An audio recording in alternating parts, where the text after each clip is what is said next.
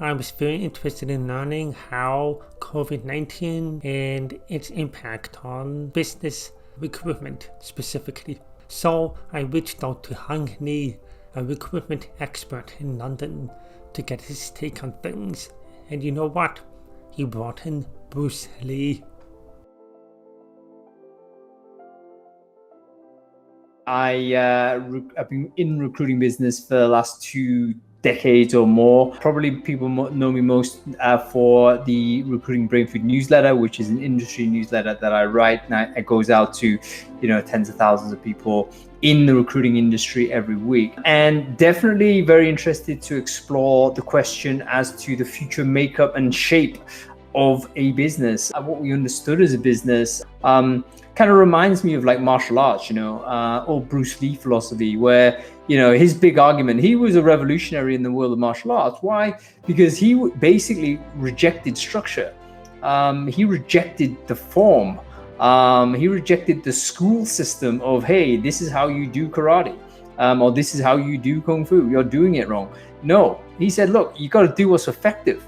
And that is also determined on your opponent, because what works in one context might be different according to the conditions of your next fight.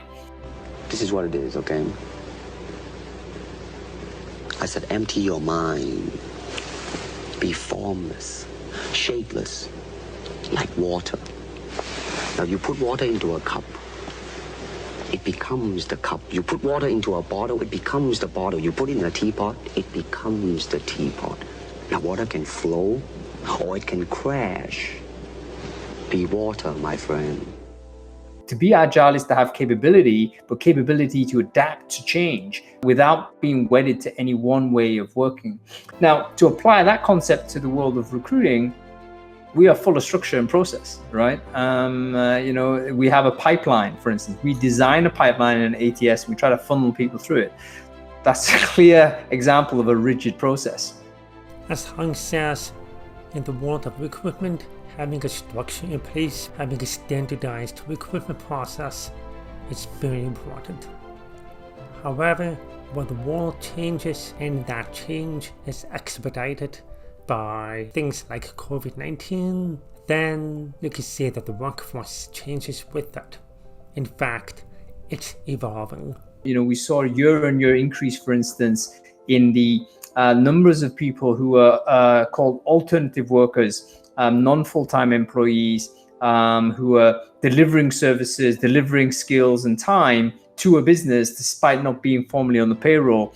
And that was increasing as a percentage of the overall population of a business. COVID-19, I think, really will accelerate this. We see it very clearly from the sentiment of CEOs who have had to make very tough decisions in terms of redundancies and retrenchment and letting full-time workers go.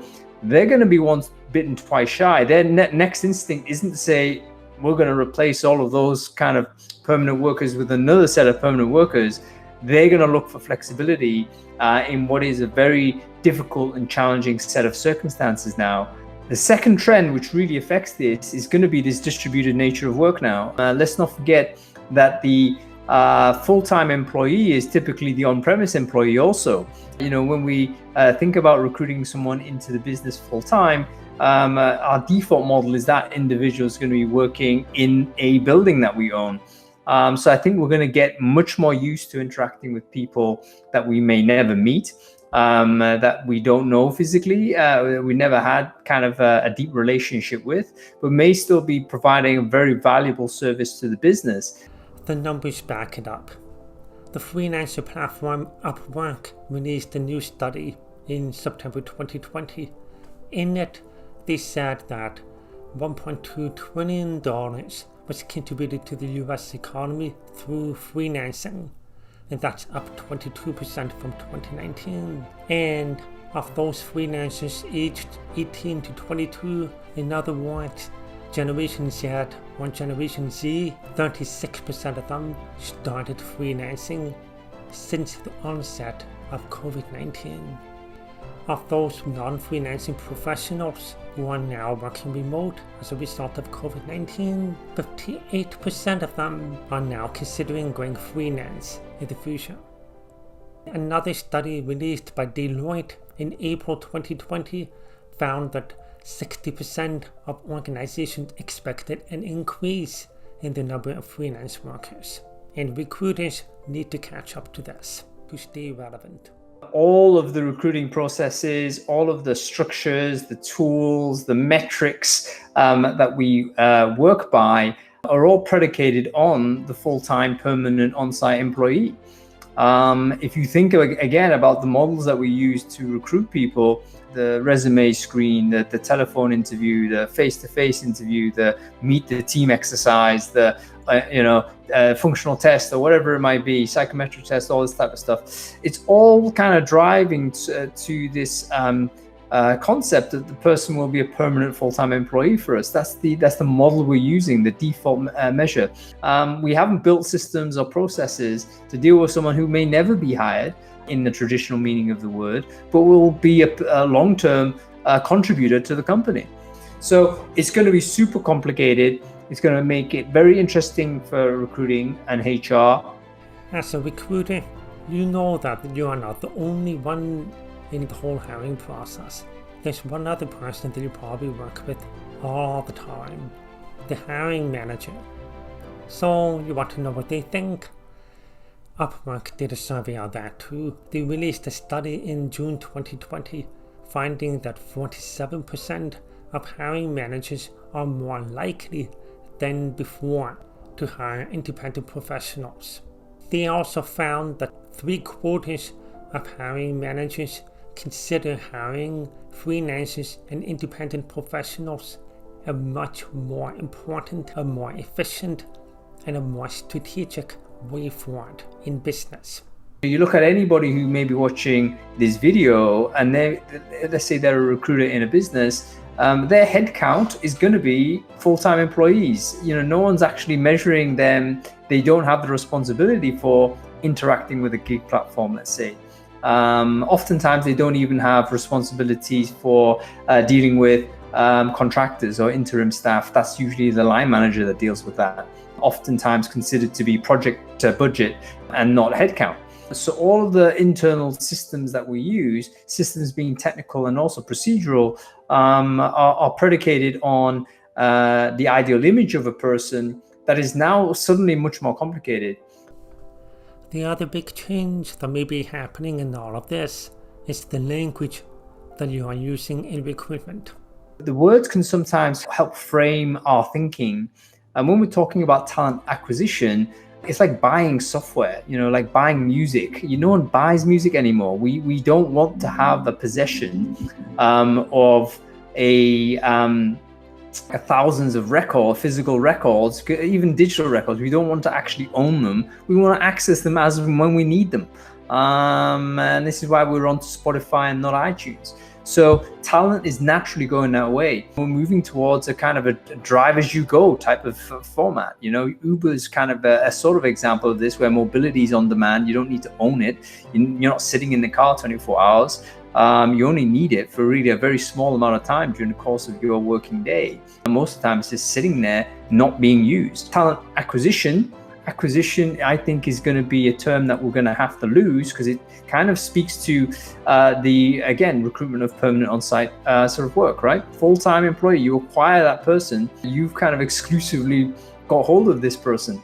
But if we're moving towards a world where we're a lot more flexible, a lot more on demand, acquisition probably isn't going to be the right word anymore. It's going to be access. Can TA turn into a talent access function that is able to deliver skills and services on demand to the business when they need it? So why was there structure in recruitment in the first place? Surely it's not all bad. The main reason why we set up a recruiting process is because we know that the risk of hiring someone that isn't right is huge. Like the damage of an inappropriate hire or a bad hire is significant. It's not only the waste of time that you've spent, it's also all of the other candidates that you've rejected that may be a better person, should I say. It's also the the cultural problems you have when you have a bad fit into the business, typically in a team environment or a department. This person will be working in collaboration with others. They end up leaving after a short period of time, hugely disruptive for everyone else who is there. So massively damaging. And we're very fearful of that, which is why we erect all of these processes in advance of this recruitment in order to try and reduce the risk of us making a mistake. We want to get to a point where we feel confident that this person is the right person. That makes complete sense. A standardized process is about reducing the risk of a bad hire. But now we are in a new time where the risk has escalated. With the economic conditions that we are now in because of COVID-19, risk mitigation is at the forefront of any business strategy. Every business executive is thinking about it. Every hiring manager is thinking about it. Especially now, working on leaner budgets, more uncertain times, and a more unstable economy. They're much more skittish about making that commitment to a new hire. When you structure something, you're basically trying to optimize. You're trying to make it as efficient as you can, so you can go as fast as you can and get as much return to investment in your process as possible. That's the only purpose of putting a structure or process in place. Now that's all well and good, but when the game changes, that structure or process can be a huge impediment if you're still wedded to it. And if you've been indoctrinated in this way of working, then actually it's going to be really problematic for you to deal with. So there's an argument to say, like, we need to understand what structure is for, and also understand that potentially it's antithetical to the idea of being agile. I see it as opportunity and risk in equal measure. We've got a great opportunity to play a real decisive role in business success, because if we're able to do and embrace this challenge and deliver the skills that the business needs on demand, that's going to make us a much more valuable function than just hiring permanent people in a very mechanical type of way. But the risk is obviously, if we don't do this and we stick to what we know, just hire full-time employees, we'll have an ever-shrinking scope to the business as full-time employees become less important to a company. Still, by the way, the dominant type of person, I would say, for most companies, but less dominant than they have been before. But if we stick only with those, we're going to get smaller as a unit and as a function and as a value prop to the business. Employee turnover can be expensive. Everybody knows that. You make a bad hire, they leave, or you let them go, and then you go right back to square one. You put all that money and effort and resources towards making a new hire to fill out that hole, to backfill. And that takes time and that takes money. You don't want to do that. That can eat into your bottom line. You want to make sure that you have the right kind of people in the right places at the right time at the least amount of risk to your business. And you as a recruiter should be thinking like that. Think about the bottom line, demonstrate your value as a recruiter to your business by adapting your recruitment processes to include the growing reality of the short-term hire, of the freelance worker, of the alternative worker. In a changing world, having that rigid structure may not be what you want. What you need to do is to really have a modularized system. So you don't have the sequential step A leads to step B, leads to step C, leads to step D, and that is how we recruit. What you need to do is A, B, C, D need to be able to move and shift around as and when you need it, and as and when the market demands.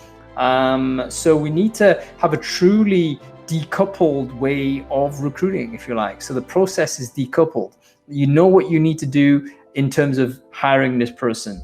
You need to validate whether they can do the job functionally. You need to know whether they are motivated to do the job. You need to know whether they want to do the job.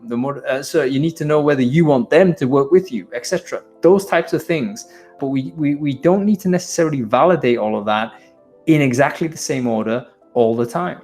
And when we're looking at a classic recruitment pipeline, we have a sequence of events that usually is in the same order all the time. And that is a rigid process. That's not going to work in this new world.